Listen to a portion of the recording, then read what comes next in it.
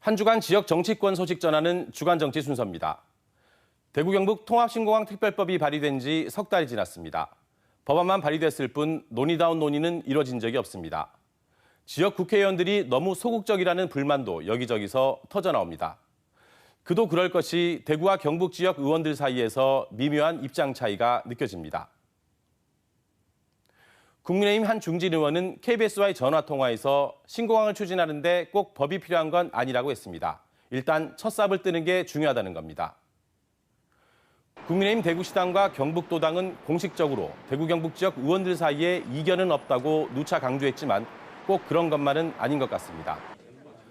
법안을 발의한 주호영 국민의힘 원내대표가 이 같은 분위기를 의식했는지 지난 11일 회의를 소집했습니다.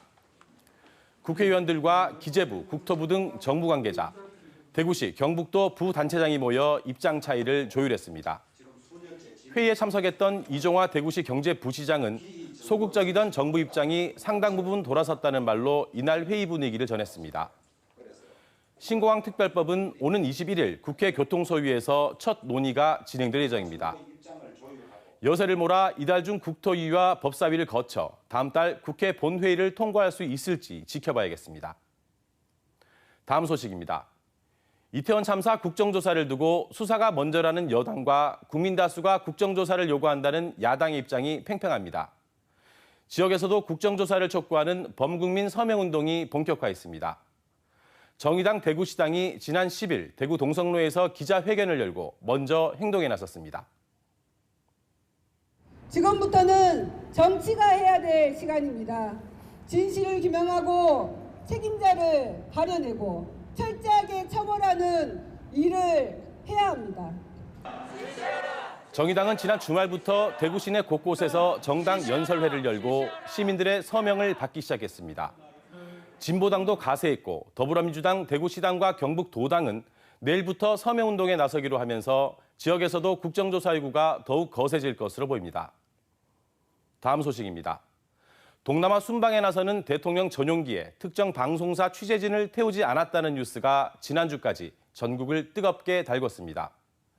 홍준표 대구시장이 자신의 페이스북에 이에 대한 생각을 밝혔습니다.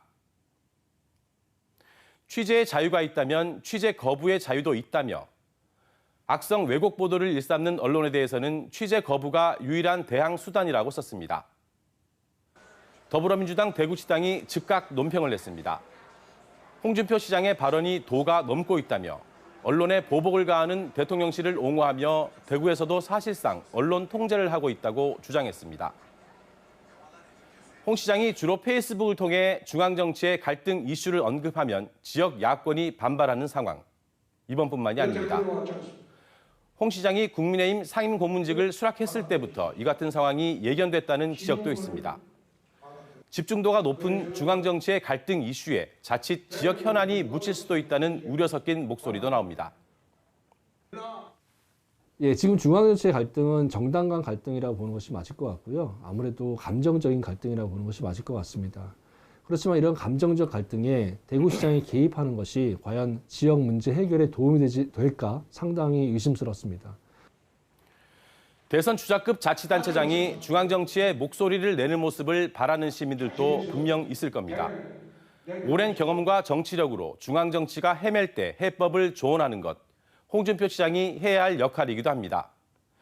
하지만 지역 현안 해결을 위한 생산적인 논쟁 대신 중앙정치의 갈등을 둘러싼 갑론을박으로 지역 정치력을 소모하는 상황, 깊이 생각해 볼 문제인 것 같습니다.